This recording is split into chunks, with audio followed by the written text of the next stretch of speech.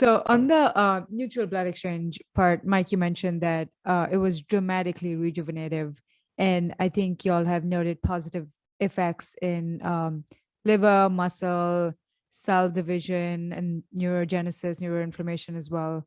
Can you speak to some of these positive effects that you saw with neutral blood exchange? So what we observed was, really sort of remarkable, is that hippocampal neurogenesis became not just better, but as good as in the young animals. So there was no statistically significant difference now between old mouse that was exchanged with neutral blood exchange and the young control animal. And the same was true for the muscle regeneration after injury, reduction of muscle fibrosis, and also kind of a health of newly regenerated muscle fibers. The same was also true for reduction of liver adiposity and fibrosis.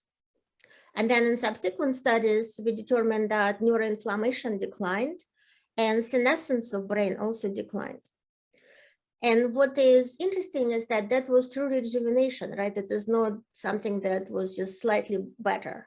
In many studies, people measure, for example, life extension of animals, and they measure other parameters where they say, oh, now there is 10% improvement or 20% improvement. And that is already significant or important. In our situation, it was true rejuvenation. In everything that we studied, there was no difference, no longer a difference between old tissue that was rejuvenated and the control young tissue.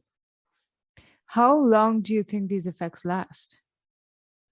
We don't know. So that needs to be studied, and it could be studied in mice, right? But ideally we would study it in people. So we are conducting clinical studies with Dr. Dobry Kiprov, because as Mike mentioned, this procedure is FDA approved, and Dr. Kiprov can prescribe it to different patients who do not have any serious illness. They do not have, terminal Alzheimer's or cancer. But as many people, when they get older, they just have a little ailments, things are not perfect anymore. So based on his clinical discretion, he prescribes those, and then we get blood samples. And so from blood samples, by analyzing various other things, hundreds of proteins and gene expression and so forth, we can then understand how long the effects last. So that study is just ongoing right now. How do you think neutral blood exchange is working mechanistically? I guess it's diluting some of the age-elevated proteins. I've heard previously you've mentioned it's probably working in two waves of rejuvenation. Maybe if you can talk about the two waves, or if you have further information on that, that would be helpful to know as well.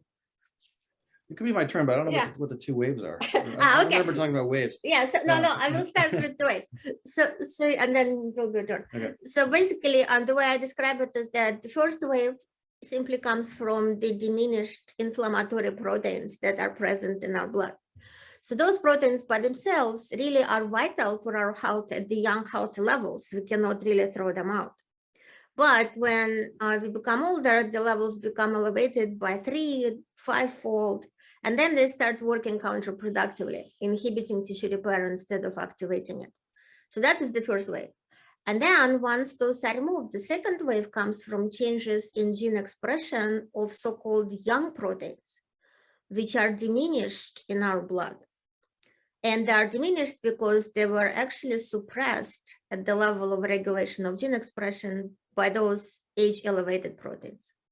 So then sometime after the procedure, then all of the young proteins are elevated. You don't need to add them back ectopically. You don't need young blood anymore.